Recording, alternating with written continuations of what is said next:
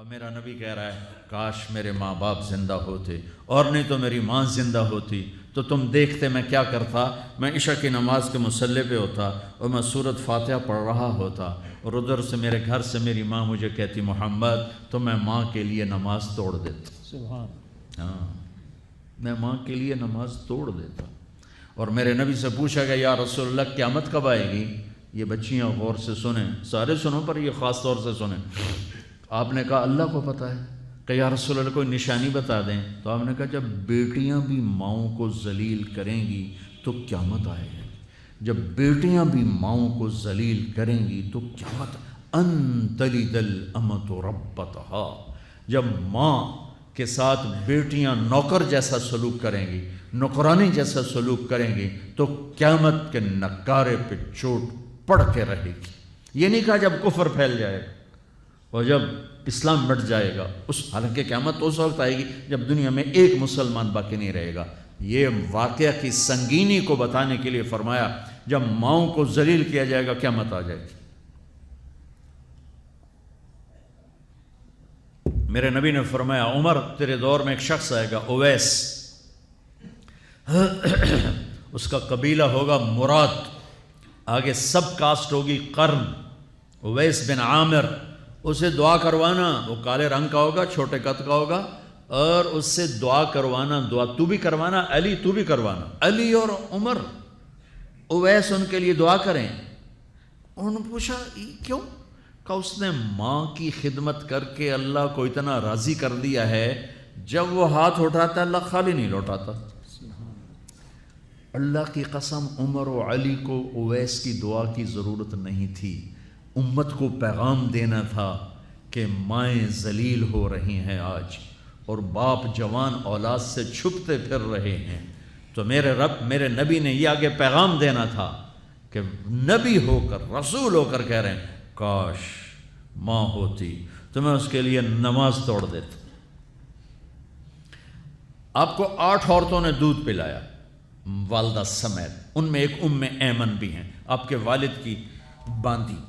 تو گھر میں تشریف فرما تھے، ایمن بیٹھی تھی حضرت عائشہ. تو ایمن کہنے لگی یا رسول اللہ پانی تو پلا دیں. تو اللہ کے نبی ایک دم اٹھے تو حضرت عائشہ ناراض ہو گئی. ایمن اللہ کا رسول کو کہتی پانی پلا. تو اور کیوں نہ کہوں، میرا بیٹا ہے، میں نے دودھ پلایا ہے. تو حضرت میرے نبی نے کہا ہاں ہاں عائشہ یہ میری ماں ہے، اس کا میں نے دودھ پیا ہے. آپ اٹھے، گھڑے میں سے پانی بھر کے یوں دونوں ہاتھوں سے حضرت ایمن کو پیش کیا جو حبشی باندی تھی. چونکہ دودھ پیا ہے تو ماں کا لفظ صادق آ گیا.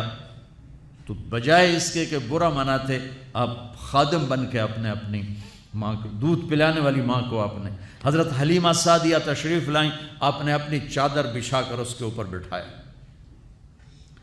حضرت عمر کا دور خلافت آیا، وہ ہر سال حج کرتے تھے. اور بھائی کوئی اویس ہے، وہ ملتا ہی کوئی نہیں تھا. 3-4 سال گزر گئے تو کہنے لگے سارے حج اکٹھے ہو جاؤ. بھائی سارے حج اکٹھے ہو گئے. آپ نے کہا سب کھڑے ہو جاؤ، سارے کھڑے ہو گئے.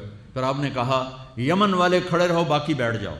تو چند ہزار کھڑے رہے باقی بیٹھ گئے. پھر آپ نے کہا مراد والے کھڑے رہو باقی بیٹھ جاؤ. تو 15-20 آدمی اس میں سے نکلے. پھر آپ نے کہا مراد کی جو آگے سب کاسٹ ہے قرن والے کھڑے رہو باقی بیٹھ جاؤ. تو صرف ایک آدمی بچا. تو آپ نے اس سے پوچھا تم قرنی ہو؟ کہ جی. اویس کو جانتے ہو؟ کہ جی میرے بھائی کا بیٹا ہے. وہ تو تھوڑا سا ایسے ہی ہے دیوانہ سا، آپ کیوں پوچھ رہے ہیں؟ تو حضرت عمر رونے لگے. کہا وہ نہیں، تو دیوانہ ہے. کدھر ہے؟ کہا جی عرفات گیا ہے اونٹ چرانے. تو حضرت عمر نے علی کو ساتھ لیا اور دوڑ لگا دی عرفات کی. وہاں گئے تو حضرت اویس ایک جھاڑی کے نیچے نماز پڑھ رہے تھے. یہ دونوں حضرات آ کے بیٹھ گئے. انہوں نے محسوس کیا 2 بندے آ گئے، نماز مختصر کر دی. حضرت عمر نے پوچھا کون ہو میرے بھائی؟ کہا جی مزدور ہوں. تمہارا نام کیا ہے؟ کہا جی اللہ کا بندہ. کہیں ارے بھائی وہ تو سبھی اللہ کے بندے ہیں، تیری ماں نے تیرا نام کیا رکھا ہے؟ کہا تم کیوں پوچھ رہے ہو؟ انہیں تو پتہ ہی نہیں تھا کہ عمر ولی. کیوں بھائی تسی کون ہو انٹرویو کرنے والے؟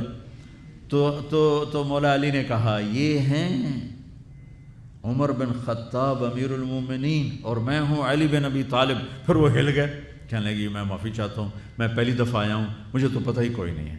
تو حضرت عمر نے فرمایا تم اویس بن عامر ہو؟ کہ اچھا ہاتھ اٹھاؤ ہمارے لیے دعا کرو۔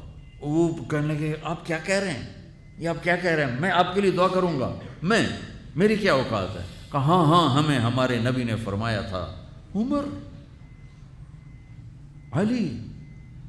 علی جنت میں تیرا گھر میرے گھر کے سامنے ہوگا، اس کے بعد کسی کی دعا کی ضرورت ہے؟ عمر میں نے جنت میں محل دیکھا، میں نے پوچھا کس کا ہے، مجھے کہا گیا قریشی کا ہے، میں سمجھا میرا ہے، جانے لگا تو کہا گیا عمر بن خطاب کا ہے، ان کو اویس کی دعا کی ضرورت ہے؟